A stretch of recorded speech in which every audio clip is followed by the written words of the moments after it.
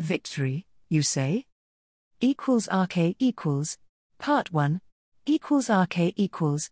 CIC. CWS Firefront. Numarin System. TK-A31 concluded that Operation Corsair might actually work. Its success always hinged on various probabilities, enemy fleet location and spread when it was executed, their reactions, and certain technological assumptions. The Republic fleet in the system was deployed as expected, which was good. It covered 3 critical locations, the primary populated world in the system, and the major concentrations of industry and mining, which helped sate the fleet's appetite for resources and feed the Republic's industry. Further, as expected, due to the relatively small number of ships TK-A31 had at his disposal and the threat Admiral Trench's presence at Corellia posed, the Republic commander wasn't willing to throw their whole strength at Task Force Corsair. Doing so risked both exposing the Republic fleet to a potential second attack, or opening either Numarin itself of its spaceborne industry for a second raiding force. After all, Admiral Trench had the numbers for close parity with what the Republic had in this area of space. In fact, if it wasn't for the Second Armada approaching the core, an all-out assault against this system might have been viable if not necessarily prudent. As things stood, all that was feasible was Corsair, the suicidal raid TK-A31 had to execute and possibly survive intact. A Republic fleet outnumbering TK-A31 significantly, and having parity due to a Mandator and a quasi-battlecruiser leading the charge, moved to intercept Corsair, while the other 2 large Republic fleets waited for the other string of the Confederate attack. If they didn't move in soon, they would be too late to derail the operation. A few minutes later, TK-A31 would be smiling if he could. The other Republic fleets still held their position, even if they could execute a hyperspace insertion every moment now. It was irrelevant now, they didn't do it in time, and TK-A31 did his insertion right in the face of the approaching fleet, which expected something like this, thus it had a loose formation, with the only concentration of ships acting as screens for the supercapitals. As soon as TK-A31 ships returned to real space, they launched all fighters and small craft available, while half the frigates and a third of the battleships charged straight at the enemy. A few moments later, all the breaching pods followed, while the rest of Task Force Corsair formed a wall of hulls in front of the Mandators and its escorts, ensuring they wouldn't be able to flee to hyperspace. The rest of the enemy fleet was mostly irrelevant, and it would be shot at as it came into effective range. The Republic's Guardian system and their fighters went to work, throwing everything at the thousands upon thousands of vultures flying in their teeth. The now obsolete fighters died by the thousands as well, and it was certain that not enough of them would get to the Republic fleet to cause a significant amount of damage. That didn't matter, they would allow for a lot of boarding pods to reach their targets, and the rest of the fleet would screen the assault ships it launched with their very hulls. To their credit, the enemy was already reacting. The Republic fleet was contracting to surround TK-A31's command from multiple sides and thus maximize their firepower at the points of contact. It was going to work too. Anything but the 2 captured Corellian cruisers was unlikely to survive the onslaught. However, they weren't meant to, as long as they could take at least as many Republic ships as they were destroyed. RK equals. Blue Sector. Coronet City. Corellia. For a week now, the city was under assault, forcing those stuck within to either fight or huddle in whatever shelter they could find. It took the Separatists months to fully encircle and cut off the city, even longer to gather enough forces to properly attack in the teeth of its defenses, while Corellian security did its utmost to break the siege. In the end, there simply weren't enough Corellian soldiers left to continue their fanatical attempts to relieve their capital city, leaving its beleaguered defenders to fend off fresh Separatist reinforcements by themselves. The assault waves came by ground and through the bay, with the only mercy being the theater shield preventing air assault and bombardment. For 7 days the Corellians stubbornly held, fought, and died, while the Separatists turned the city's outskirts and its lavish docks into little more than rubble crunched under metal feet and treads. On the 8th day, the Corsec troopers and volunteers who were still alive had to pull back or risk being overrun by fresh Separatist reinforcements. They fell back to secondary defensive lines, whole districts turned into improvised fortresses, only to face even fiercer assault, this time supported by artillery pieces brought in through the theatre shield protecting the city. It was at that point, when the situation in Coronet became nearly untenable, with millions of civilians who were unable to flee stuck into an ever-shrinking perimeter centered around the heart of the city, while their defenders fought, bled, and died to buy them as much time as they could, hoping for a miracle. It was on the 8th day of the siege of Coronet City that Admiral Trench launched Operation Corsair. It was on that day, he ordered his space forces to leave the Corellian system. That day, the Confederacy ground forces on the Five Brothers put the finishing touches for the traps they had prepared for the Republic relief forces, which they expected to arrive within 24 hours at the latest. On that day, the life of one Sunia fell, one of the many Corellian children caught in the maelstrom of Coronet City changed forever. Ever since the Corellian system fell, the only lifeline Corellia had with the rest of the galaxy was smugglers daring to brave the separatist blockade, many of whom until recently were legitimate Corellian businessmen. Marcus fell, Sunia's father was no different. He had a small transport business, owned a handful of ships, and made a decent living for his family. When the war began, it barely changed his life. The only thing that changed was the cargo he hauled, from the various odds and ends he used to transport for all kinds of businesses on Corellia, to all kinds of odds and ends for Corsec and the Navy.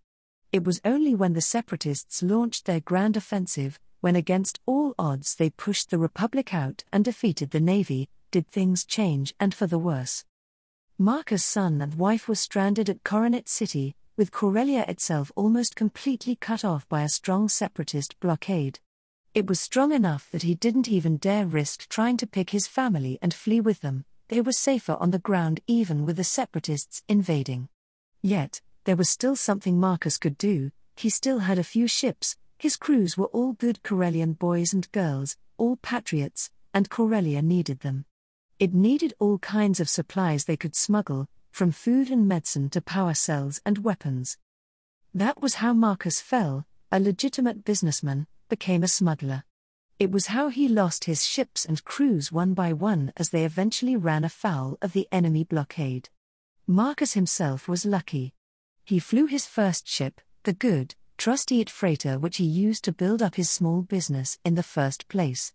The ship was small, fast, and agile, which allowed him to outmaneuver larger vessels, outfly and outshoot the fighters which could actually catch him.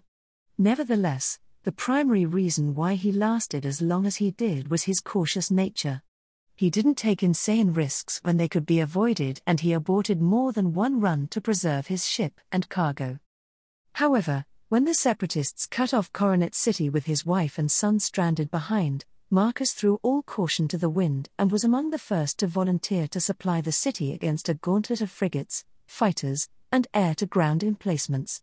Those supply runs were a bloody and dangerous work. Of the 20 small ships which attempted the first run, only 10 made it to a relatively secure zone on the city's outskirts, and only 3 survived to break out, all loaded with civilians who had to be evacuated. Marcus' family weren't among them, so he felt he had no choice, and after depositing his load of refugees to the closest Republic-controlled port and picking up a load of ammunition, he went back, only to find the ring of ships above Coronet thicker than ever. It wasn't until 4 days later that the whole separatist fleet began to move, no doubt planning to ruin someone's day, that he saw an opportunity and flew towards the capital. Marcus had to tangle only with a flight of interceptors, which weren't enough to shoot down his freighter. Once he approached Coronet's vicinity, the fighters broke off, which wasn't a good sign. He could already see Coronet, on the horizon, which was particularly easy these days due to the thick black smoke and the glow of fires visible from orbit. He never saw the city again. His eat flew straight in the range of a proton cannon battery deployed as one of the many nasty surprises awaiting the Republic Relief Force. An upgraded model of commando droids controlled the cannons and was responsible for their protection. When Marcus' ship flew in range, they took aim and fired, bracketing it in with enough ordnance to give even an assault ship pause. As tough as the freighter was, it was never intended to survive that kind of punishment.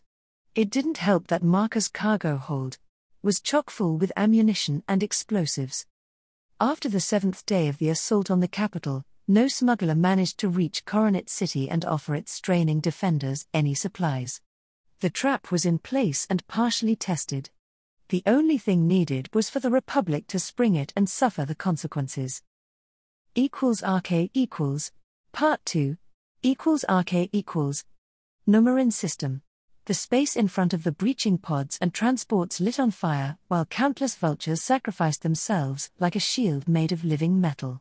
Nearly 100 outdated munificents were primarily used as transport ships since the war began, raced between the swarm of boarders and the fighters sacrificing themselves, forming a secondary defense ring to draw up enemy firepower. It shouldn't have been enough against the fleet facing them. In a more conventional engagement, it wouldn't have been. Admiral Yularen's fleet did have the firepower to degrade even such an assault to impotence. However, the Republic ships were spread thin and moving to surround the advancing Confederate units from multiple sides.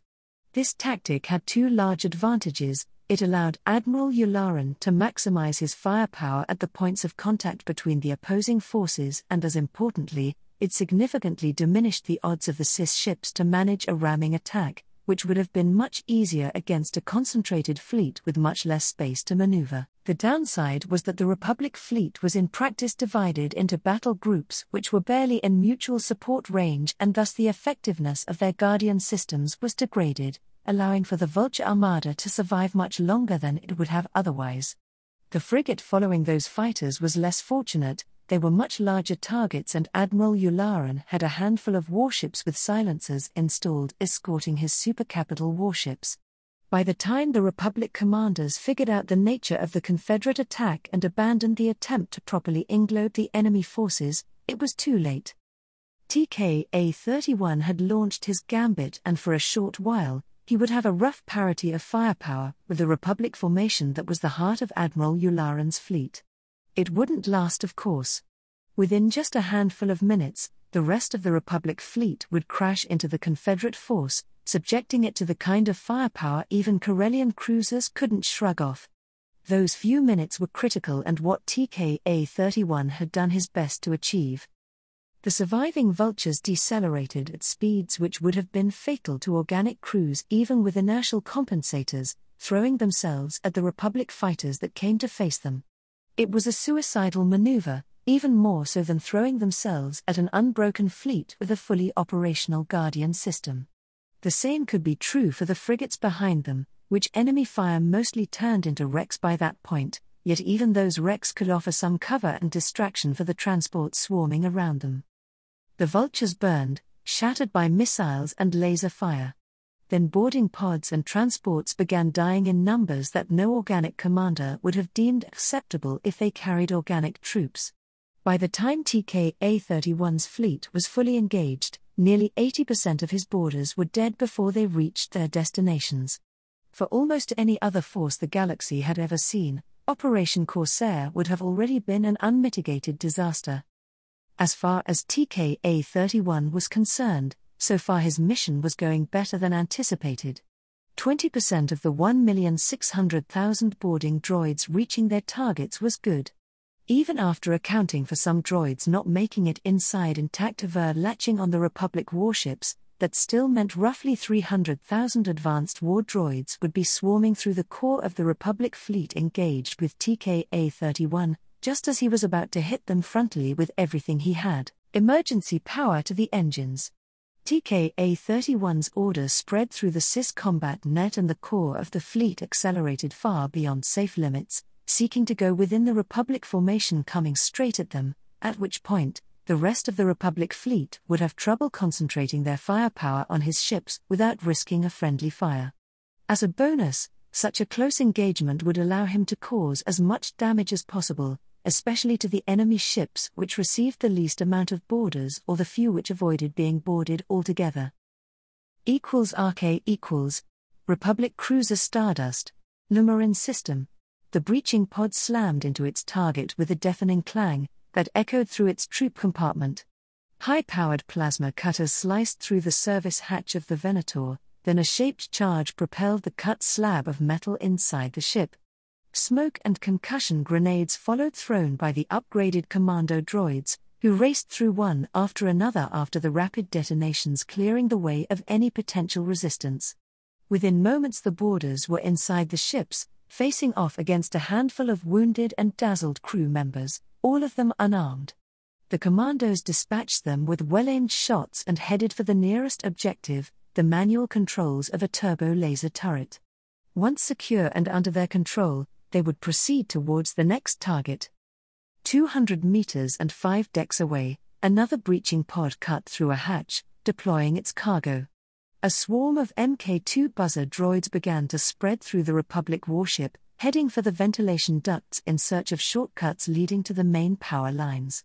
The few crew members who were unlucky to find themselves in the way of the swarm ended up cut to pieces. 2 squads of commando droids boarded after the buzzers and ran towards the nearest armory, which was on the deck below. Denying it to the Venator's crew would cripple anti-boarding efforts in this part of the ship. Nearby, a flight of assault transports screened by a squadron of upgraded Vulture strike fighters almost made it intact after unleashing their concussion missiles and proton torpedoes from a nearly point-blank range of the warship. The Guardian system did its best, shooting multiple missiles fighter and even clipping one of the transports, which slammed into the armored side of the Venator and shattered from the impact, spreading broken droids all over that part of the ship. It wasn't enough. Torpedoes struck the cruiser, blowing off defensive emplacements, slagging or blinding sensors, and compromising a turbo laser turret. The other 2 transports in the flight landed intact and disgorged their troops. Some of them swarmed all over the hull, carrying charges meant to further compromise the Venator's defenses, while the rest converged towards a breach in the armor.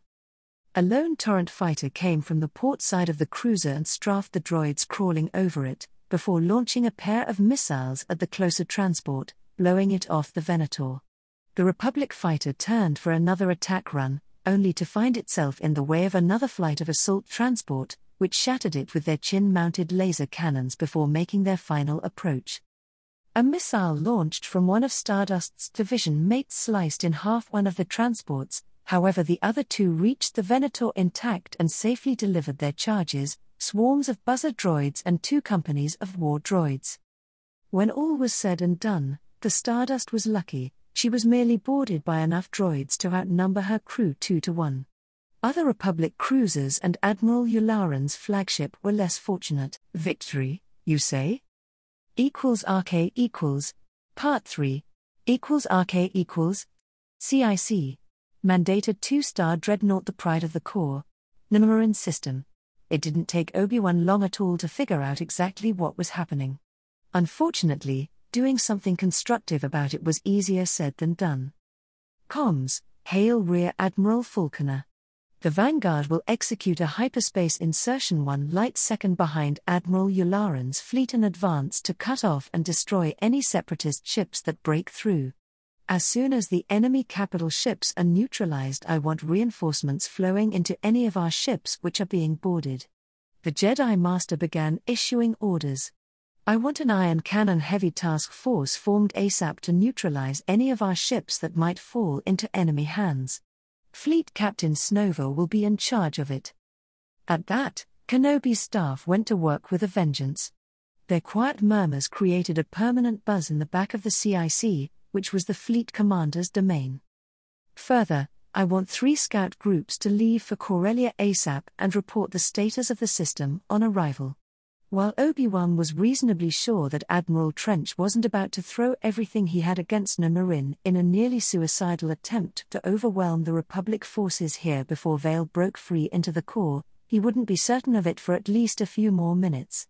Kenobi wouldn't put it past Trench to feint a retreat by executing a short-range hyperspace jump, then turn around and head back, while the Republic forces here were in disarray, racing to deal with his latest audacious trick. First, the distance was close enough thanks to the hyperlane linking the Marin and Corellia for something like that to be feasible. Second, a large part of the Republic forces concentrated in this system still weren't properly trained in large-scale fleet maneuvers. That was one of the primary reasons why Operation Stardust was so important. The alternative was to throw everything the Republic had at Trench and the fixed defenses at Corellia, then hoped that Vale could compensate through battle meditation for insufficient training. During a battle of that scale, Vale might not be able to maintain his technique for long enough. In that case, the odds were excellent that a Republic victory at Corellia might turn into crippling bloodbath, both military and politically. True, that was the worst-case scenario. However, after personally experiencing the situation on Coruscant and meeting with their allies, Obi-Wan was convinced that such bloody battles should be avoided at all costs if at all possible. The alliance keeping the Republic afloat was a fragile thing. There were already too many secessionists behind their back which had to be watched at all times. The Republic fracturing even further might spell doom for them all, and achieving 2 bloody military victories was one way to cause it. The simple truth was that Obi-Wan had few illusions left, even if he fought tooth and nail not to admit it even to himself. He knew that right now the Republic was practically dead, held together by an unstable mix of self-interest, power-hungry people and fear. It was precisely what the Separatists accused the Republic of being at the start of the war, with the obvious exception that it wasn't under the control of the Sith, but instead Satine played the role of a cat herder. All that was left was to rebuild something better from the ashes and keep the Separatists contained. =RK equals CIC Quasi-Battle Cruiser Brilliant Shield Namarin System. Only a light tightening around the eyes betrayed how Admiral Yularen felt. Deploying his fleet in a loose formation, with ships barely in a mutually supportive range, was the right call when one faced an enemy eager to use ramming tactics. Doing so ensured that your forces would have the space to safely maneuver and make themselves much harder targets for a physical intercept. The downside was that doing so significantly diminished the impact of networked Guardian systems. A fleet in tight formation would have weathered the assault Yularen's command faced much better, shooting down many more of the boarding parties the Separatists unleashed against him. Perhaps almost all of them. However, doing so would have risked allowing the enemy to ram a not insignificant number of ships. It was a trade-off really. Perhaps dividing the fleet in multiple small battle groups which would hold a tight formation themselves while keeping significant distance from the closest support elements. It didn't help that any other conceivable enemy would not have even thought about pulling off something like that. Preliminary estimates put the losses among the CIS boarding units in the hundreds of thousands, before they actually reached any of the Republic ships. It wasn't a tactic anyone sane would have proposed when using actual people as troops. Yet, in hindsight, it was logical for the CIS to do something this crazy. Their droids were utterly expendable after all. He should have thought about it, figured out a counter. He didn't, and now thousands, tens of thousands of the people he was responsible for were dying. It wasn't all bad, or one-sided. A large part of Yularen's formation slowly collapsed inward, ensuring that he could use his numbers to best effect and maximize the available firepower at the points of contact between the two fleets. It was working too. The Separatists' ships were nearly invisible due to the firepower their shields struggled to absorb and reflect. More and more of them failed due to the continued onslaught. Armor boiled or ablated, weapons systems and sensors became little more than a slag. Ship after ship fell out of formation due to damage to their engines, making them unable to maintain acceleration. Yularen didn't need to look at the tactical plot to know what would happen next. Ships from the outer part of his formation would swing to engage those cripples and ensure they would not remain a threat for long. They were really an afterthought. The core of the Separatist fleet heading straight for his command squadron, on the other hand, was another matter. It contained 2 captured Corellian cruisers, which when intact were more than a match for the older, if upgraded battle cruiser he used as a flagship. The incoming enemy ships were far from intact, even if patched by the Separatists, at least Yularen hoped so. The droids piloting them did their best to match the maneuvers of his command squadron, and the Admiral knew deep in his bones that evading them was going to be hard. While a Venator wasn't particularly maneuverable ship, compared to smaller vessels anyway, it was infinitely more agile than a battle cruiser or old Star Dreadnought. The saving grace there was the fact that the Corellian cruisers weren't the most maneuverable ships out there either. In the end, Yularen was little more than a passenger in his own flagship when she came to grips with the enemy. The two heavy battle groups passed through each other, shooting all the way at high speed. Fortunately, there were no physical impacts, not quite. When one of the Corellian cruisers passed close enough for their shields to intersect, stripping them out in the near collision, the brilliant shield shook, her gravity generators and internal compensators straining to keep her crew from splattering all over the bulkheads. For a few brief moments, the two ships shot at each other for all they were worth without deflectors to intercept the shots. The heavy armor belts held, mostly. Weapons, sensors and all other equipment mounted on their hulls on the sides that faced the onslaught weren't so fortunate. The odd heavily armored weapon emplacement survived, while everything else turned into slag when subjected to enough firepower to depopulate a continent. This included the Umbrella and Guardian systems, which allowed swarms of boarding craft launched at the last moment by the separatist battle group to reach various stricken Republic ships. Alarms blared in the battle cruisers CIC, and Admiral Yularen cracked open an eye. He could feel the straps holding him safely in his seat dig painfully in his shoulders, while blood rushed in his head. He could feel fluctuating pressure, a telltale sign of malfunctioning gravity generators, before the artificial pull stabilized and came from the right direction, though quite a bit lower than a standard gravity. Status report. Yularen's voice cracked, in no small part due to the strong coppery taste filling his mouth. Heavy damage on the starboard side. Power surges detected all over the ship. A gruff voice came from the left. Shields are down, we've got fluctuations in the gravity generators and inertial dampeners. Moderate to heavy casualties among not secured personnel. Like the security teams racing to lock down critical positions in case of enemy boarders. We're being boarded.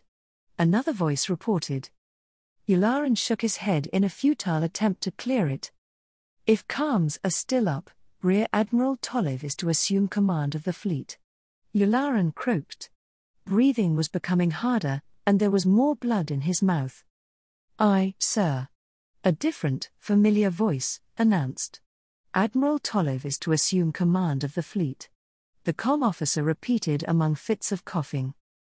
RK equals, Part 4, RK equals, CIC, CWS Firefront, Numarin system. The Corellian cruiser shook, throwing thousands of B-1 droids against the nearest hard surface. Many of them didn't get back, vanishing from the tattered battle network linking up the Confederate fleet. What was left of it anyway? The network began unraveling as soon as the Confederate ships neared their Republic enemies due to intensive jamming, a problem that grew worse and worse when the fleets intersected. Ships falling out of formation or being outright destroyed due to concentrated enemy firepower, it didn't matter, the effect on the network was the same. Their loss tore vast gaping holes in the formerly pristine interconnected mesh, and for the first time, TK-A31 experienced something akin to pain. He felt something that might have been hatred too. He wasn't sure. All TK-A31 knew then and there, when the whole cruiser shook nearly apart, was that the network was nearly completely dark, that countless of his brethren were gone, or about to be destroyed. He almost ended up destroyed too, and it was all his fault. The tactical droid couldn't develop a better alternative given the parameters he had to operate under. Thus, he found himself resenting those constraints, loathing the enemy that forced the current tactical and strategic situation. He wasn't particularly thrilled with the Confederacy for wasting their chance to end the war long before they built him in the first place, just like he resented all the mishaps that led to this doomed, suicidal operation. Only magnetic clamps and clawing at a console kept TK-A31 from flying sideways into a bulkhead when the firefront began spinning nearly out of control. The damage caused by enemy firepower and his last-minute brainstorm was critical, dooming the ship in the long run. Using all tractor beams that could touch the enemy battle cruiser sounded like a good idea less than a minute ago. The brief moment of holding onto a speeding supercapital ship was more than enough to vaporize them and cause power surges throughout half the ship. That combined with the short point-blank slugging match was enough to wreck the already damaged firefront. The fact that the enemy battle cruiser hadn't fared much better was no comfort at all to TK-A31. Crippling the crew of that supercapital ship was nice, yet currently irrelevant. His fleet was all but gone, only 2 battleships and handful of frigates that somehow survived the point-blank encounter could keep up with the Corellian cruiser. Firefront's sister ship few behind, listing, but not quite spinning out of control. She found herself bracketed by 2 supercapital ships coming perilously close to colliding with a dreadnought, which barely managed to avoid her. The result was a brief, apocalyptic exchange of firepower which struck something within the refurbished ship, crippling her. It was time, TK-A-31 decided, even as more than 100 Republic cruisers, complete with escorts, appeared in front of his shattered command. He didn't bother with verbal orders. The limited still intact section of the battle net linking him with the remaining droids under his command was up to the task.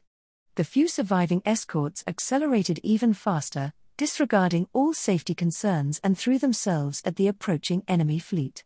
The Firefront's helmsman did its best to stabilize the ship and steer her in such a way that her sheer bulk would act as a shield between the oncoming enemy and the surviving hangars, where TK-A-31's way out of certain destruction awaited his arrival. 4 minutes. That was how long it took TK-A-31 to reach an intact hangar containing a hyperspace-capable fighter. In that time span, the enemy reduced his remaining fleet to glowing wreckage drifting through space. The 2 crippled, yet still dangerous Corellian cruisers remain the notable exception. Firefront shook, using hundreds of decks as ablative armor. Her sister ship ponderously turned around just in time to confront against the leading elements of Admiral Yularen's fleet. Said warships had enough time to swing around, bleed off velocity and accelerate in pursuit. Escorts and cruisers exchanged torrent of brightly colored turbolaser bolts. Even with her shields in tatters, the Corellian cruiser could both take and dish out damage. The lighter ships slowly began swarming her with tough, yet they were never meant to face against such a behemoth by themselves. Unfortunate escorts burned, crippled Venottas fell out of formation with large pieces of their hulls turned into little more than cooling slag. Yet they kept coming, and 2 of the 3 nearby supercapital ships were in the process of turning around. Their maneuvers were slow, ponderous, yet inevitable, and when they completed their turns, it would be merely a matter of time before they overwhelmed the crippled Corellian cruisers. There was just one little problem. A number of Republic ships drifted in random direction, as often as not, shooting at anything in range. They lashed at their own, forcing evasive maneuvers, causing damage and in more than a few cases, fratricide. The resulting confusion and forced reactions were just what TK-A-31 needed to board his escape craft and launch, surrounded by the last few squadrons left on board the Firefront. Guardian systems lashed at him, and vultures sacrificed themselves intercepting incoming fire. It was close, just moments before the jaws of the Republic closed around the Firefront, surrounding her and battering her to scrap. TK-A-31 jumped into hyperspace. =RK equals Quasi-battle cruiser brilliant shield. Namarin system. Distant, repeating sound echoed in his ears. It was a familiar one, perhaps even important, however he couldn't recall why. Dull ache gripped his body and soon turned into an acute piercing pain coming from his side. He could perceive something beyond the repeating, monotonous sound, and a moment later, he stiffened as something ice-cold pierced him. The odd sensation spread through his body, and the world came into focus a sharp and painful manner. The sounds cleared up, becoming distinct, different, and terribly familiar. A ship-wide alarm nearly drowned everything else, yet to Sergeant Kilo's ears, the sound of distant, yet coming closer blaster fire was unmistakable. He had heard more than enough of it on 100 battlefields. The clone cracked his bleary eyes open and squinted at the blinking HUD of his helmet. It was sinister red, showing both his status and that of his platoon. 20 Kias, probably the poor bastards with the old Phase 1 or 2 armors, with the rest wounded, most of them critically. Him included. A glance was enough to tell the story: shattered arm, fractured ribs, cracked sternum, twisted ankle and bruised knee. Internal bleeding and concussion too, not to mention he felt like one giant bruise. Kilo didn't know what exactly happened, beyond the obvious: it was bad, really bad. It was only thanks to a mix of stimulants and painkillers he was awake and aware. Guardian 3 Besh, report. A dispassionate, detached voice demanded. Guardian 3 Besh, control. Kilo's voice cracked as it sent stabbing pain in his side. Element combat ineffective. Requesting immediate medical support. The clone hissed into his comm and slowly rolled to his right side, which was more or less intact. Even with military-grade painkillers, his ribs hurt something fierce, which was anything but a good sign. Guardian 3 Besh, negative. All medical elements are deployed or out of action. Enemy incursion in progress in your AO. Hold your position until relieved. Control out, Kilo cursed. The fighting was coming closer and closer.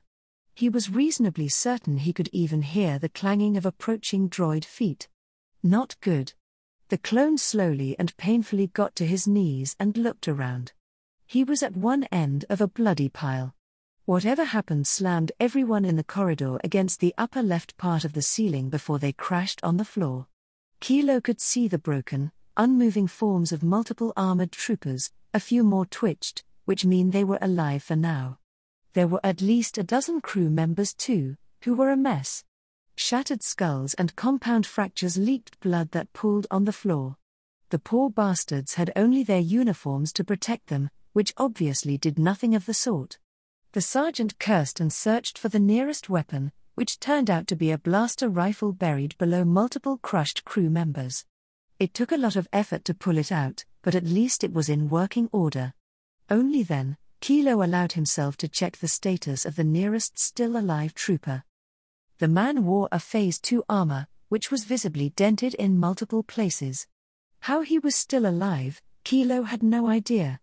One thing was for certain, the wounded soldier wouldn't survive for much longer without immediate medical attention. All the sergeant could do was administer a Bacto injection, or a stimulant, whatever survived the pileup, hoping to keep the casualties alive for a bit longer, even though it was almost certainly a wasted effort. The fighting was almost on top of them, just around the corner, and it wasn't like any of them would be going anywhere in a hurry.